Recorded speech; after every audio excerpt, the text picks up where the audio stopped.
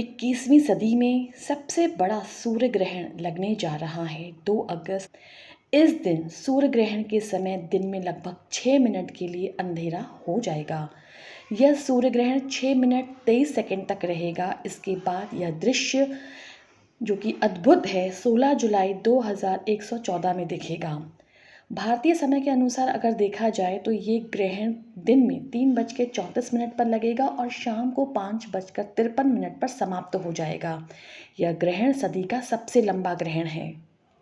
आइए अब थोड़ा जानकारी लेते हैं कि पूर्ण सूर्य ग्रहण कब होता है। जब चंद्रमा पृथ्वी और सूर्य के बीच में आ जाता है, इससे यह सूर्य को पूरी तरीके से ढक लेता है, तो पूर्ण सूर्य ग्रहण होता है।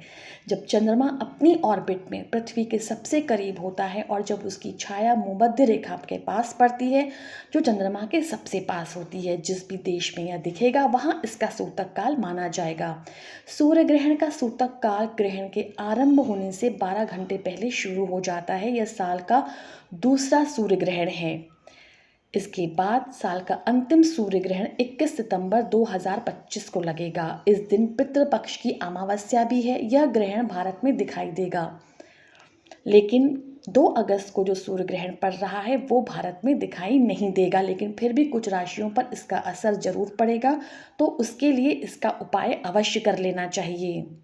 जैसा कि हम सभी जानते हैं कि सूर्य ग्रहण को कभी भी खुली आंखों से नहीं देखना चाहिए, क्योंकि यह कष्ट पहुंचा सकता है। ग्रहण के समय भोजन पकाने और भोजन करना दोनों ही वर्जित माना जाता है। गर्भवती स्त्रियों को भी सूर्य ग्रहण के समय न घर से बाहर जाना चाहिए और न तेज नुकीली वस्तुओं का इस्तेमाल करना चाहिए। साथ ही साथ ग्रहण करने के दौरान यात्रा करने से भी बचना चाहिए। ग्रहण के समय विशेष अनुष्ठानों का पालन, जैसे मंत्रों का जाप आदि इत्यादि करने से उसकी महानता, उसकी प्रभुत्ता और अधिक बढ़ जाती है।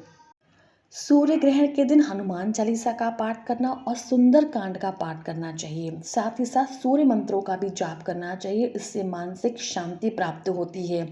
गायत्री मंत्रों का जाप और महामृत्युंजय मंत्र का जाप इस समय कई ज़्यादा गुना फल देता है और नकारात्मक शक्तियों के प्रभाव को भी कम करता है।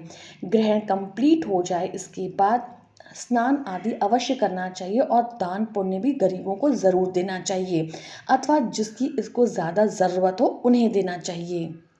ग्रहण के बाद पूरे घर की सफाई कर लेनी चाहिए और गंगा जल से इसका छिड़काव करना चाहिए। सूर्य ग्रहण के दौरान सूर्य देव की पूजा, सूर्य देव के मंत्रों का जाप करने से अद्भुत फलों की प्राप्ति होती है। और ग्रहण के समय जो खाने पीने की वस्तुएं जैसे कुछ बच जाती हैं, तो वहाँ आप तुलसी के पत्ते डाल दीजिए। ग्रहण के समय कोई भी शुभ कार्य नहीं करना चाहिए और न ही मंदिर जाना चाहिए। जितना हो सके ग्रहण में प्रभु भक्ति में लीन रहना चाहिए। ये प्रभु के साथ तो आपका संपर्क जोड़ता ही है, साथ में अमावस्या पर जो किए जाने वाले उपाय हैं वो कई गुना ज़्यादा फल देते हैं।